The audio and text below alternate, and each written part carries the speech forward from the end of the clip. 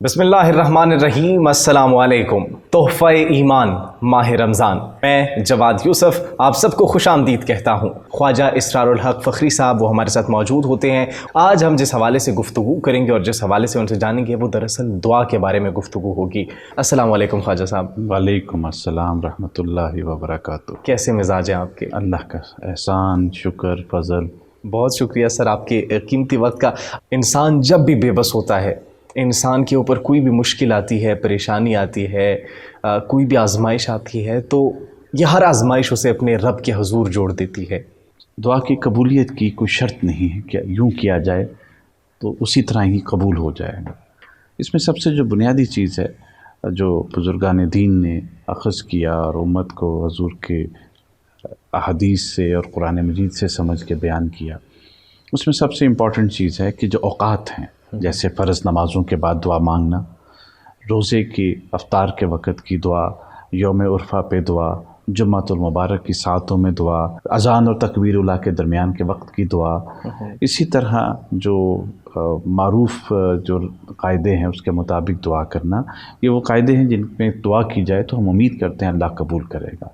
लेकिन जो बुनियादी दुआ की कबूलियत के लिए हमें अपने अंदर चीज़ को इख्तियार करना चाहिए। हम अल्लाह से मांगें तो हम अपने दिल को खाली करके मांगें। हाय हाय हाय। हमें हसद से, बुग़्ज़ से, कीने से, नफ़रत से, गुस्से से खाली करके, आजिज़ी से, बंदगी से, इनकिसारी से, तवाज़ो से, खशियत इलाही को गालिब करके, आंसुओं के साथ और अपने आप को टूटा हुआ समझ के अल्लाह की बारगाह में पेश करें। और हमें यकीन है, हम मुसलमान हैं, अल्लाह पर ईमान रखते हैं और हम जानते हैं कि अल्लाह अपने दरवाज़े पर आए हुए को कभी खाली नहीं करता। कहा जाता है कि जब कोई नहीं रहता तो अल्लाह ही रहता है। जब कोई काम नहीं आता तो अल्लाह ही काम आता है। बेशक बेशक। जब किसी से उम्मीद नहीं रहती तो अल्लाह ही से सारी उम्मीदें जुड़ जाती हैं।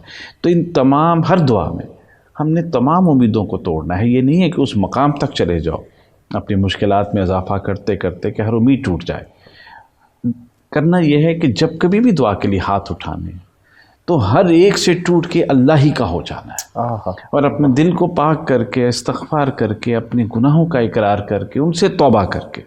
बुज़ुर्गान दीन फरमाते हैं कि दुआ की कबूलियत में जो ख़ास एक अंदाज़ होना चाहिए तो कि इकरार करना चाहिए और तौबा करनी चाहिए कि मैं तौबा करता हूँ कि मैं गुनाह करता हूँ, मैंने किए हैं और मैं लौट के आता हूँ तेरी तरफ, तो मेरी ख़ता को मुआफ़ फरमा, मेरे गुनाहों को मुआफ़ फरमा, बेरा रवियाँ हुई उन्हें मुआफ़ फरमा, मैं तेरी तरफ लौट के आता हूँ, तो मुझे भी कबूल फरमा और जो मेरी छोटी सी एक हाजत है इसे भी अपनी बारगाह में कबूल फरमा। ये आसान तरीन तरीका है और सब जानते हैं कि दुरूद शरीफ का वसीला अगर लिया जाए तो दुआएं यकीनन कबूल होती हैं। नवाफिल हाजत को साथ शामिल किया जाए तो दुआएं कबूल होती हैं।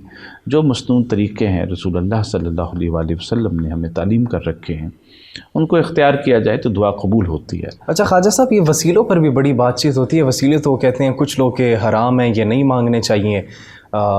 ये आप कैसे किसी का वसीला देकर मांग सकते हैं? डायरेक्ट अल्लाह ताला से मांगना चाहिए या दरबारों पर भी नहीं जाना चाहिए? ये बड़े इख्तलाफात होते हैं इस हवाले से, इसमें कितनी सच्चाई है? अल्लाह के नेक बंदे का कोई वसीला अगर हम देकर मांगे तो इसमें क्या ख़ता है, क्या गुनाह है? ये तो एक मौजू हो जाएगा लंबा और जिस पर एतराज़ात भी आएंगे, लेकिन चूँकि हमारा मौक़िफ़ है और हमारा ईमान है और आपने सवाल किया तो हमारा बनता है कि इस पर जवाब देना। उम्मत की कसीर तादाद और आइमा इकराम की कसीर तादाद इसी की कायल है कि वसीले से मांगा जाए तो यकीनन मिलता है। मारूफ़ है कि इमाम अबू हनीफ़ा रहमतुल्लाह ताला अलैह, आपको कोई हाजत होती तो आप हज़रत इमाम मूसा काज़म के रोज़े पे जाते, जरूर कशी करते और उसके बाद दुआ मांगते तो अल्लाह कबूल करता। वसीले के लिए बेहतरीन ज़ात रसूल अल्लाह सल्लल्लाहु अलैहि वसल्लम की।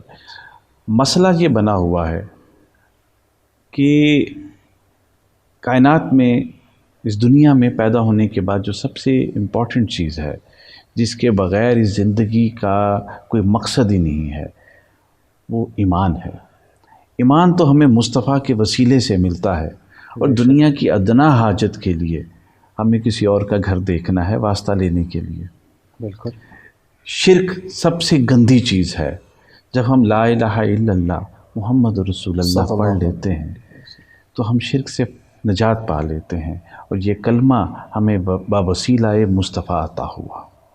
اچھا، یہ آپ نے جو بڑی خوبصورت بات کی، کچھ لوگ تو شرک کو بھی اس کے ساتھ وسیلے کے ساتھ جوڑنے کی کوشش کرتے ہیں، مطلب یہ اختلافات پائے جاتے ہیں۔ وہ کہتے ہیں کہ جب آپ کسی کا وسیلہ دیتے ہو تو اس کا مطلب آپ کو اللہ تعالیٰ کی ذات پر یقین نہیں ہے، اور یہ آپ شرک کر رہے ہو، یہ جو آپ وسیلے دے رہے ہو اور وسیلوں سے مانگ رہے ہو۔ مانگنے سے مراد یہ ہوتی ہے کہ جو مجھ سے اعلیٰ ہے، ہم اس اپنے آپ کو عاصی، گناہ گار، خطا کار اور دنیا کی محبت میں، خواہشات نفس میں ڈوبا ہوا سمجھتے ہیں، اور اپنے آپ کو اتنا عاجز اور بے بس سمجھتے ہیں کہ پروردگار ہماری تو اتنی بھی طاقت نہیں کہ تیری بارگاہ میں پیش اپنے آپ کو کر سکیں، لیکن ہم تجھ پہ ایمان رکھتے ہیں، تیرے نبی پر ایمان رکھتے ہیں، ختم نبوت پر ایمان رکھتے ہیں، تو اس وسیلے کو اپنی بارگاہ میں قبول فرما اور میری خطاؤں کو معاف فرما کہ میری زندگی میں یہ آسانی عطا فرما، اپنے اس محبوب بندے کی خاطر۔ جی،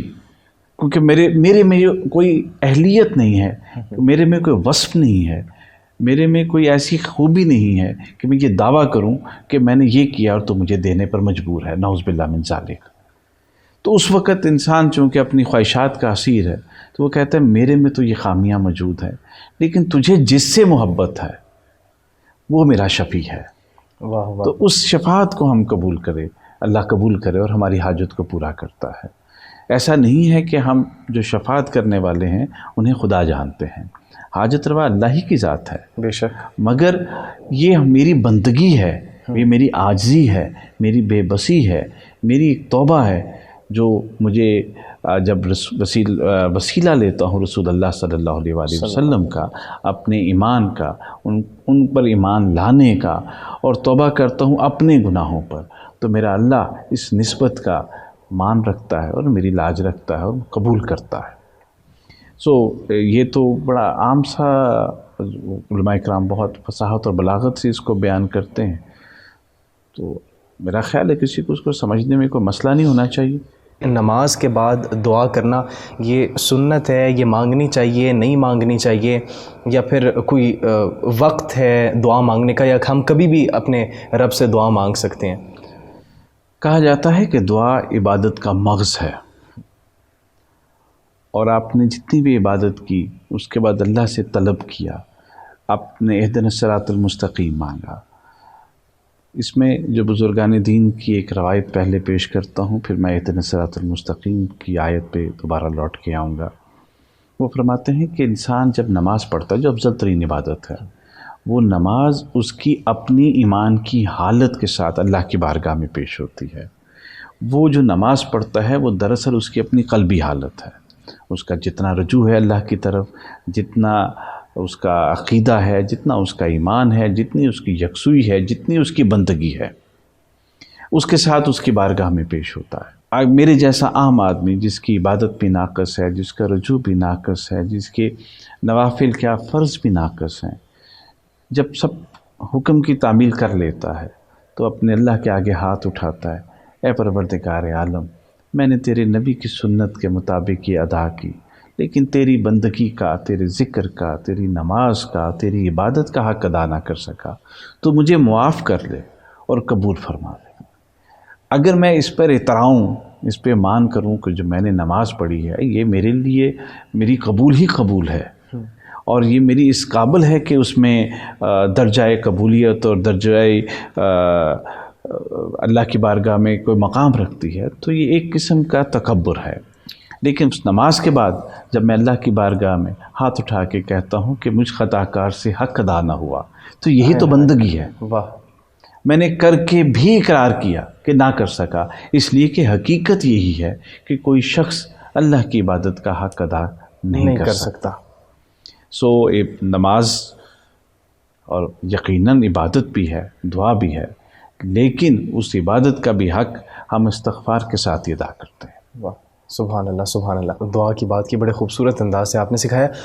دعا کے آداب بھی کچھ ہوں گے؟ کس طریقے سے اپنے رب کے حضور دعا کرنی چاہیے، یا پھر دعائیہ کلمات کیا ہونے چاہیے، وہ بہترین دعا کیا ہونی چاہیے؟ ہمیں اپنے لیے مانگنا چاہیے، ہمیں اپنے والدین کے لیے مانگنا چاہیے، ہمیں دوسرے لوگوں کے لیے مانگنا چاہیے، ہمیں کس طریقے سے مانگنا چاہیے اپنے رب سے؟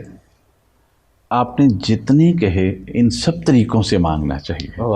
دوسروں کے لیے بھی مانگنا چاہیے، ماں باپ کے لیے بھی مانگنا چاہیے، امت محمدیہ کے لیے مانگنا چاہیے، اللہ کی جمیع مخلوق کی خیر مانگنی چاہیے، اپنے لیے بھی مانگنا چاہیے۔ یہ تو اصول ہے۔ ہاں، جو قاعدہ ہے، کہا جاتا ہے کہ پہلے اللہ کی ثنا کی جائے دعا کے وقت، نبی پہ درود بھیجا جائے اور اپنے گناہ سے معافی مانگی جائے، استغفار کی جائے اور توبہ کی جائے اور اقرار کیا جائے اور عہد کیا جائے کہ میں توبہ کرتا ہوں، رجوع کرتا ہوں تیری طرف، اپنے خطاؤں سے لوٹ کے آتا ہوں تیری طرف، تو مجھے قبول فرما اور میری ان حاجات کو بھی قبول فرما۔ اس کی کوئی بھی لمحہ ہو، کوئی بھی ساعتیں ہوں خیر کی، برکت کی، ان ساعتوں میں اگر مانگیں، ہمیں یقین ہے اللہ رب العزت ہماری دعاؤں کو قبول کرتا ہے۔ یہ بھی کہا جاتا ہے کہ وہ دعا عرش اور فرش کے درمیان ہی رہتی ہے انسان کی، کہ جس سے پہلے درود شریف نہ پڑھا جائے اور جس کے بعد درود شریف نہ پڑھا جائے۔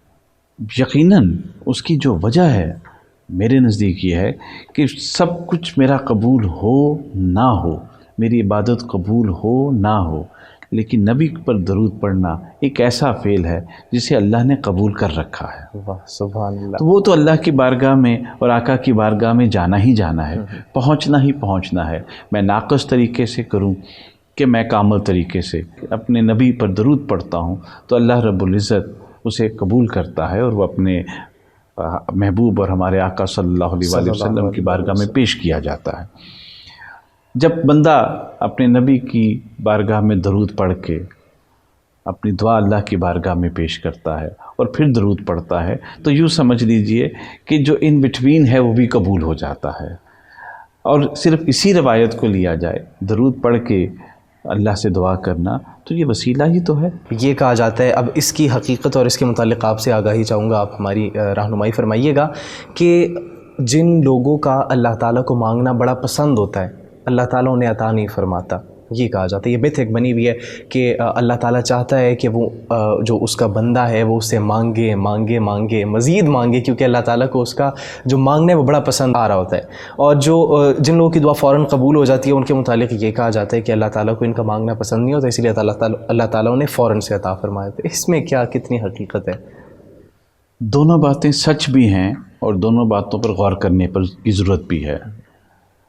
اللہ ہم سب سے بہتر جانتا ہے کہ میری دعا جو میں نے مانگی اس کو مجھے اس کے مطابق عطا کب کرنا ہے۔ بندہ اپنے پروردگار سے مانگتا ہے تو پروردگار اسی لمحے قبول کرتا ہے، اور اگر اسے اپنے بندے سے پیار ہو اور اس نے جو مانگا اس کے لیے اس میں بہتری نہ ہو تو وہ اس کو وقت پہ دیتا ہے، کہیں ایسا نہ ہو کہ وہ اس نعمت کے یا اس دعا کی قبولیت کے صلے میں کہیں گمراہی میں نہ پڑ جائے۔ سو دعائیں ہر حال میں اللہ کے فضل و کرم سے اللہ کی بارگاہ میں پہنچتی ہیں اور قبول ہوتی ہیں۔ یہ سوچنا کہ اللہ میری دعا قبول نہیں کر رہا اور سن نہیں رہا، اس بات پہ یا اس سوچ کی وجہ سے دعائیں نہ مانگنا، یہ کفران نعمت میں سے ہے۔ اپنی دعاؤں کو جاری رکھیے، یہ وہ خزانہ ہے کہ قیامت والے دن بھی جس کا اجر ملے گا اور اس جہاں میں بھی یقیناً وہ ہماری دعاؤں کو قبول فرمائے گا، اور وہ بہتر جانتا ہے کہ کس وقت ہمیں کیا چیز عطا کرنی ہے۔ رسول اللہ صلی اللہ علیہ وآلہ وسلم نے فرمایا کہ ہماری بہت سی وہ دعائیں قبول نہیں ہوئی اس جہاں میں، ہماری تمناؤں کے مطابق ہمیں نہیں ملا، وہ اتنی عزت اور عظمت کے ساتھ ہمیں قیامت والے دن اس کا صلہ دیا جائے گا کہ بندہ کہے گا کہ کاش اس جہاں میں میری کوئی دعا قبول نہ ہوتی۔ تو یہ تو ایک بہت بڑا ثمر ہے، لیکن اس میں جو احتیاط ہم نے کرنی ہے کہ ہم نے دعا مانگنے کا سلسلہ جاری رکھنا ہے۔ اس میں جو طریقے ہیں، قرآن مجید کی تلاوت کر کے مانگا جائے، ذکر و اذکار کر کے مانگا جائے، تسبیحات کر کے مانگا جائے، صدقات کر کے مانگا جائے، نوافل کے ساتھ مانگا جائے، تہجد کے نوافل میں مانگا جائے، تہجد کے وقت میں مانگا جائے، جو مسنون طریقے ہیں، جو ساعتیں، جو وقت جو مقرر ہیں بزرگان دین نے احادیث سے اور قرآن مجید سے اخذ کر کے امت کو بتائے ہیں، ہم اس کے مطابق مانگا جائے۔ بہت سارے اس وقت وظائف بتائے جاتے ہیں کہ اس طریقے سے مانگا جائے تو خدا عطا کرتا ہے، وہ تو عطا کرنے والی ذات ہے بے شک، لیکن ہمیں کسی قسم کا وہم اپنے دل میں نہیں لانا چاہیے، کیونکہ جو مالک ہے، خالق ہے، وہ ہمارے معاملات کو ہم سے بہتر جانتا ہے۔ یقیناً وہ فضل کرتا ہے، یقیناً وہ عطا کرتا ہے۔ اگر کوئی چھوٹی سی جلد بازی ہم کر بیٹھیں یا ہم یہ سمجھیں کہ اگر ہمارے مطابق وہ نہیں دیتا تو ہم اپنے ایمان کو کمزور کر لیتے ہیں، اس سے ہمیں بچنا ہے۔ ہر دو صورت میں ہمارا دینے والا اللہ ہی ہے اور وہ ہم پہ اپنا فضل کرتا ہے۔ دعاؤں کی قبولیت کی جلد بازی کرنا یہ مناسب چیز نہیں ہے۔ میں پھر دہراتا ہوں، دعاؤں کی قبولیت کے لیے جو بزرگوں کا طریقہ ہے، نوافل ہے، وظائف ہیں، صدقات ہیں۔ اگر آپ کی دعا قبول نہ ہو رہی ہو تو صدقہ دو۔ آج کے معاشرے میں بہت زیادہ معاشی تنگی کا مسئلہ آ رہا ہے، تو صدقات بڑھاؤ۔ رسول اللہ صلی اللہ علیہ وآلہ وسلم کی بارگاہ میں صحابی حاضر ہوتے ہیں، عرض کرتے ہیں اللہ کے نبی تنگ دستی ہے، آپ فرماتے ہیں صدقہ دو۔ عرض کرتے ہیں یا رسول اللہ ہمارے ہاں بہت زیادہ تنگی ہے، کئی دنوں کا فاقہ ہے، آپ فرماتے ہیں پھر بھی صدقہ دو۔ جب تیسری مرتبہ آپ عرض کرتے ہیں تو حضور فرماتے ہیں انتظار کیجیے۔ وہ انتظار کرتے ہیں، حضور کو کھجوروں کا ایک خوان ہدیے میں آتا ہے، آپ وہ ان کو تحفہ کر دیتے ہیں اور فرماتے ہیں اس کو صدقہ کر دو۔ یہ نہیں فرماتے کہ آپ اس کو کھا لو، گھر لے جاؤ کھا لو، آپ فرماتے ہیں صدقہ کر دو۔ وہ عرض کرتے ہیں کہ اللہ کے نبی میرے بچے، میری بیوی، میرے گھر والے کئی دن سے فاقے میں ہیں، کہ میں انہی کو نہ دے دوں؟ آقا فرماتے ہیں انہی کو کھلا دو، یہ بھی صدقہ ہے۔ سبحان اللہ۔ یہ انعام رسول اللہ صلی اللہ علیہ وآلہ وسلم نے ہم پر کر دیا۔ لیکن جو ہماری سمجھنے کی چیز ہے، ہم سب کر رہے ہیں، وظیفے کر رہے ہیں، نوافل پڑھ رہے ہیں، لیکن صدقات میں تو میں وہ صدقات کے حوالے سے عرض کر رہا تھا، تو کثرت سے صدقات دینا چاہیے، ایسی صورت میں بھی کہ تنگی ہے۔ اب ہمارے ہاں ایک چھوٹے سے صدقے کو بہت زیادہ اہمیت دی جاتی ہے کہ ہم نے جو ہے نا 10 روپے نکال کے گاڑی کی شیشہ نیچے کر کے دے دیا، تو ہم اسی کو صدقہ سمجھتے ہیں۔ میرے نزدیک علماء کرام میرے سے بدرجہ بہتر جانتے ہیں، لیکن چونکہ ہم پبلک میں بیٹھتے ہیں، لوگوں کے سارا دن مسائل سنتے ہیں اور اس کو سمجھتے ہیں، میرے نزدیک صدقہ ضرورت مند کی ضرورت کو پورا کرنا ہے۔ اتنا صدقہ دیا جائے کم از کم کہ ضرورت مند کی ضرورت پوری ہو۔ یہ جو دروازوں پہ ہم لائن لگا کے 10-10 روپے دینا چاہتے ہیں، یہ 100 روپے دینے سے بہتر ہے کسی ایک ضرورت مند کی مکمل ضرورت پوری کر دی جائے، تو یہ وہ صدقہ ہے جو حقیقی صدقات میں گنا جائے گا۔ یہ نہیں ہے کہ ہم 10-10 روپے یا 100 روپے دے کے کسی کو بھی ایک وقت کا کھانا میسر آئے گا، کسی کو پوری تعلیم دلاتی جائے۔ اگر آپ پہ تنگ دستی ہے، عہد کر لو کہ میں یہ صدقے میں کسی کو ایجوکیٹ کر دیتا ہوں تاکہ وہ خود کفالت میں چلا جائے۔ کسی محنت کش کو سلائی مشین لے دیں کہ وہ کفالت کرتا رہے اپنی۔ تو یہ وہ صدقات ہیں جو ہمیں اصل میں کرنے ہیں، جو انسٹیٹیوشنل صدقات ہیں۔ بھیکاریوں کے صدقات نہیں ہیں۔ میں ان کو یہ سمجھتا ہوں صرف یہ ہے کہ جو اللہ کے نبی نے فرمایا کوئی تمہارے دروازے پہ آئے تو اسے خالی مت جانے دو، تو ہم نے وہ دینا ہے۔ لیکن حقیقی صدقات وہ ہیں کہ جو ہمیں انسٹیٹیوشنل کام کرنا چاہیے، انسان کی ضرورت کو مکمل کرنا چاہیے۔ ایک بچہ بہت غربت میں ہے، اس کی اکانومی اور ایجوکیشن کو آپ ٹیک اپ کر لیں، 5 سال 7 سال 10 سال بعد وہ بچہ خود کفیل ہو جائے گا۔ تو معاشرہ اس طرح پنپے گا، نہ کہ گھروں کے آگے لائن لگوانے سے۔ دعا کے حوالے سے بات کی جا رہی تھی ناظرین، تو قیامت کے دن اگر آپ کی آنکھوں میں ایک بھی آنسو آ جائے خدا کے خوف کی وجہ سے، خدا کے ڈر کی وجہ سے آپ دعا مانگ رہے ہو اللہ تعالیٰ سے، تو وہ ایک آنسو کا قطرہ، وہ جو نم آپ کی آنکھیں ہوں گی، وہ کھڑا ہوگا کہ یا اللہ یہ وہ آنسو ہے جو کہ آپ کے ڈر کی وجہ سے آپ کے بندے کی آنکھوں میں آیا تھا، تو اور وہ پھر آپ کو جہنم میں نہیں جانے دے گا وہ آنسو۔ تو کتنی خوبصورت اللہ تعالیٰ نے ہم سب کو رستے دیے ہیں کہ ہم اللہ تعالیٰ کے قریب ہو سکیں، اور دعا ان میں سے ایک بہترین رستہ ہے۔ جب بھی کوئی آزمائش آتی ہے، جب بھی کوئی تکلیف آتی ہے، پریشانی آتی ہے، ہم دنیا سے ہٹ جاتے ہیں، کٹ جاتے ہیں، لیکن اللہ تعالیٰ کی ذات ہمیشہ آپ کی منتظر ہوتی ہے،